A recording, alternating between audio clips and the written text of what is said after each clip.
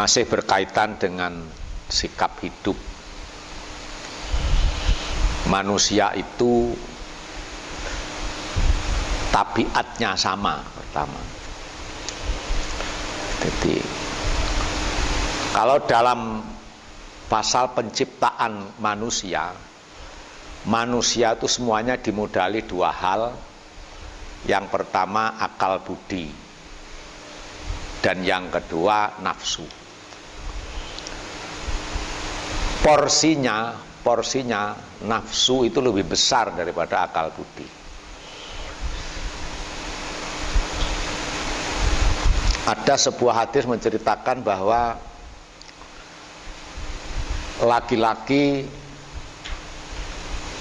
akal budinya 90%, nafsunya 10%. Perempuan akal budinya 10%, nafsunya 90%. Ini kemudian dibuktikan dengan kenyataan hidup. Emosi perempuan itu lebih cepat tersulut daripada emosinya laki-laki.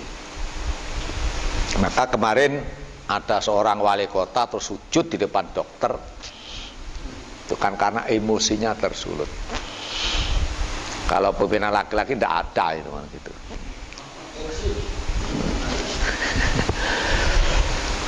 Nah, hadis ini berasal dari seorang sahabat yang minta nasihat pada baginda Rasul. Jadi Rasulullah itu ketika memberi nasihat kepada para sahabatnya, sahabat itu mengatakan, kulli qaulan waqlil alayya la'alla aqolahu. Kanjeng Nabi, katakan kepadaku sebuah nasihat, tapi yang sedikit saja. Jadi ucapan nasihat yang waqlil alayya, berikan aku nasihat dengan kata-kata yang singkat sehingga aku bisa berpikir, aku bisa menerima. Nah, ini pedoman-pedoman dakwah, pedoman-pedoman melahirkan kebaikan yang kemudian disebut dengan laqad kana lakum fi rasulillahi uswatun hasanah itu. Jadi meniru nilai-nilai uswah hasanah. Jadi meniru Rasulullah bukan formalitasnya, tetapi nilai-nilai kebajikannya. Wallahu yuhibbul muhsinin. Allah sangat mencintai dengan nilai-nilai kebagusan. Mungkin kalimatnya berbeda karena situasinya juga berbeda, tapi punya nilai yang sama. Hadis ini diberi pokok bahasan la taghdab walakal jannah. Jangan kau marah, maka engkau akan memperoleh surga.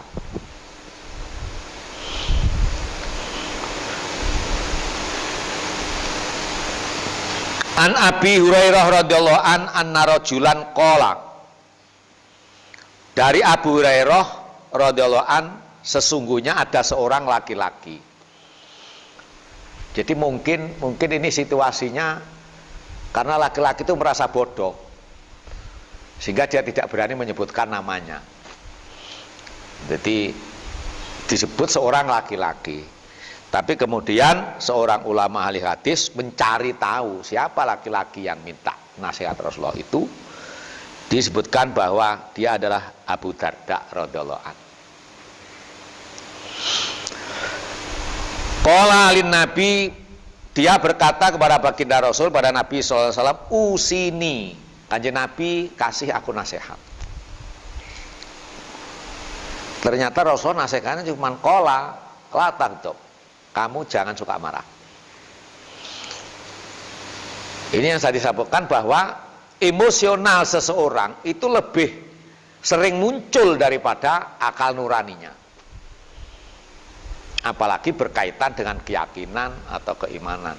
Makanya para politisi sekarang cerdas, tahu kalau emosional konstituen itu terletak pada titik-titik pemahaman keagamaan, sehingga agama dijadikan basic untuk menguatkan politik mereka. Oh, ini yang berbahaya itu, karena orang itu berani mati atas dasar agama, walaupun tilka amaniyuhum, itu hanya sekedar angan-angan belaka. Itu. La taghdab, jangan suka marah. Faraddada miraron, baginda Rasul mengulang-ulang kalimat la taghdab. La taghdab. Kasih aku nasihat Rasul, la taghdab. Cuman gitu aja. Jangan suka marah. Qala la taghdab. Jadi diulang-ulang, la taghdab itu bukan sekali saja. Tidak diuraikan. Kamu jangan marah. Nah, oleh karena itu di dalam Al-Qur'an sebutkan wasari'u ila maghfiratin mir rabbikum wa jannatin arduas samawati wal ard uiddat lil muttaqin. Bersegeralah untuk meraih ampunan Allah. Orang memohon ampun bukan karena dosa. Kita tidak usah nunggu dosa kemudian minta ampun, tetapi selalu minta ampun kepada Allah Subhanahu wa ta'ala, maka Allah akan menjanjikan segala apa yang menjadi kebutuhan kita.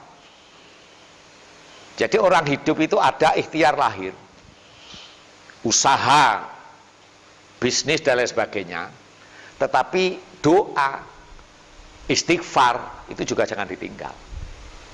Apakah setelah sholat, apakah di ruku, apakah di tempat kerja atau apa, istighfar terus. Karena dengan istighfar Allah akan memberikan yaj'allahu mahroja. Jadi dengan istighfar Allah akan memberikan jalan yang terbentang untuk menyelesaikan masalah itu.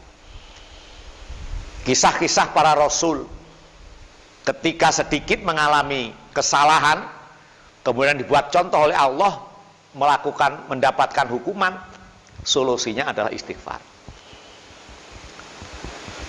Nabi Yunus yang ketika beliau menampakkan kepinterannya karena menjadi utusan Allah, maka oleh Allah dikasih hukuman masuk di dalam perut ikan hiu.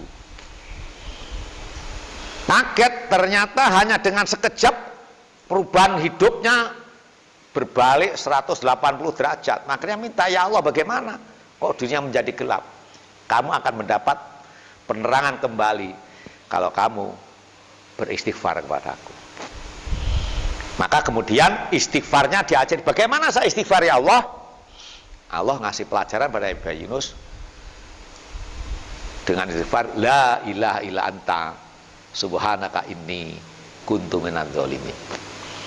Itu dilakukan oleh Nabi Yunus di dalam perut ikan hiu selama 40 hari.